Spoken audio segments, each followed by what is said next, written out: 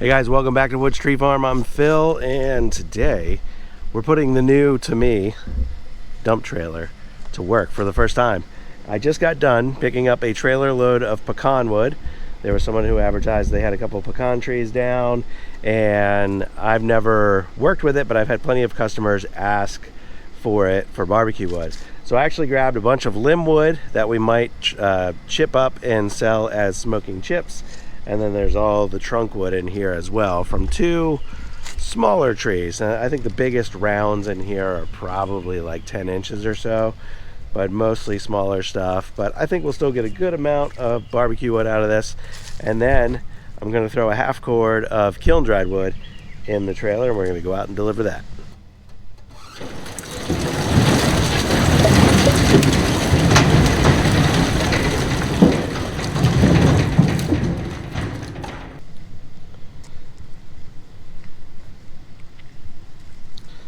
So that was about 2 trees worth of pecan. Some of it I left in longer lengths just to make cutting it up and loading it in the trailer a little quicker. So something like this piece here, we might cut a 16-inch block off of that and do chunks with the rest. There are some 16-inch blocks in here, but I just got tired of cutting up smaller lengths, and I was just trying to get loaded up faster. It was about an hour away where I had to pick this up, so you know, good investment in time already just in travel. But we've got, this is the largest stuff down here. You see my hand spread out's about 8 inches, so that is probably 12 or so inches, and that was the biggest. There's only a couple sections that are close to that size. Everything else in here is 6 to 8 inches, I would say. Over the last couple of years, I've gotten numerous people ask for pecan wood. I kind of feel like when you're dealing with people on Facebook Marketplace or however they find you online, they tend to like to ask for things that you don't have. And I'll advertise cherry wood, I'll advertise maple, I'll advertise hickory, whatever. And people inquire about that and they go, oh, do you have apple? Oh, do you have pear? Oh, do you have pecan? Whatever. And I don't know if they just do that looking for a reason to like not buy something right now, but it happens all the time. But I am trying to expand my kind of catalog, if you will, of various cooking woods, and now I've got a little bit of pecan here. We can play around with that and see if anybody buys it.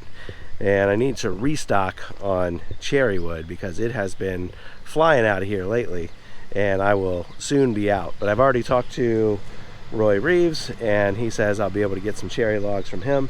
Cherry logs in Central Virginia in my area are reasonably difficult to find, but he's 2 hours west of here, and with his logging operation comes across a decent amount of cherry. So I'll be able to get what I need for this year from him, and now we can move the truck, get the tractor, and load up half cord of kiln dried product to take it out for delivery.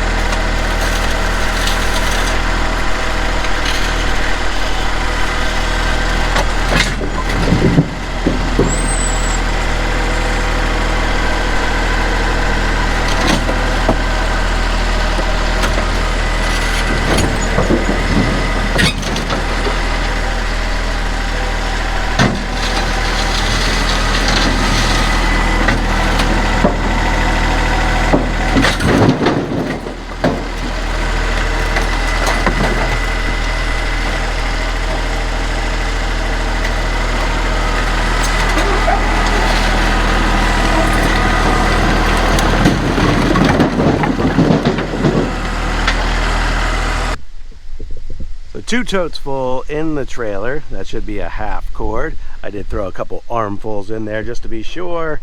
And this is my first time delivering with the trailer. I looked up on Google Maps. This particular customer does have a rather long driveway, but I'm confident in my abilities to navigate the trailer. We'll see how it goes. This delivery is going to a neighborhood that is pretty desirable, pretty affluent. If you ask anyone locally in the home services industry, what's a community that you want to try to get more customers in, I'm certain this neighborhood is going to come up in one of the top 3 at least.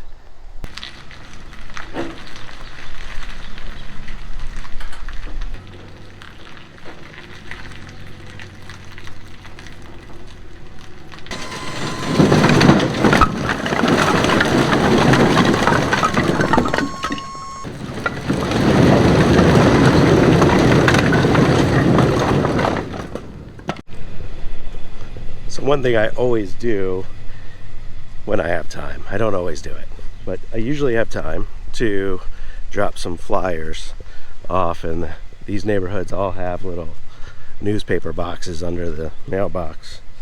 So drop a little flyer in the newspaper box, and I'll just hit like the nearest 8 or 10 houses or so.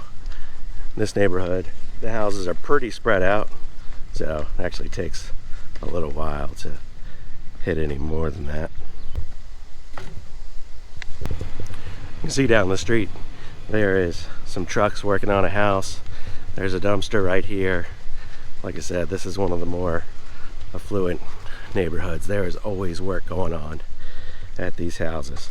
Right up at the end of the street, somebody's putting in a new pool, and there's always lawn service companies in here, cleaning companies, all sorts of stuff. And because they're more affluent households, usually multiple cars per household. If they got a teenager or two, the extra couple cars, there's always cars in the street. So it was a little tight getting into that driveway.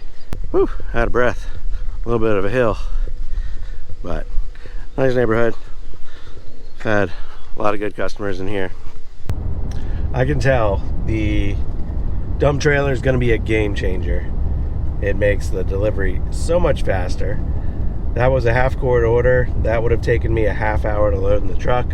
This truck with a 6.5 foot bed only fits a half cord if it's stacked in there, so that takes extra time. And I've done plenty of that in the last number of months, but being able to just dump those totes out, and then once I pull up there, dump the order out, so much faster, so much more efficient. So efficiency is one of those things that I just need to continue to focus on if I want to grow the firewood business. And in absence of hiring lots more labor, efficiency is really the only thing I can do to try to increase output. So I've done a few things with the efficiency of my production, and now with the dump trailer I can improve efficiency with delivery and sales as well. Well, hopefully in the next day or two, this little congestion, this little cough cold thing I got going on will get out of here, and I will start feeling a little bit better. My voice will return to normal, and I'll have a little bit more energy. I am zapped right now, but now I've got to go pick up my kid at middle school, and it's going to do it for me today, guys. Thanks for watching. I'll see you on the next video. Bye-bye.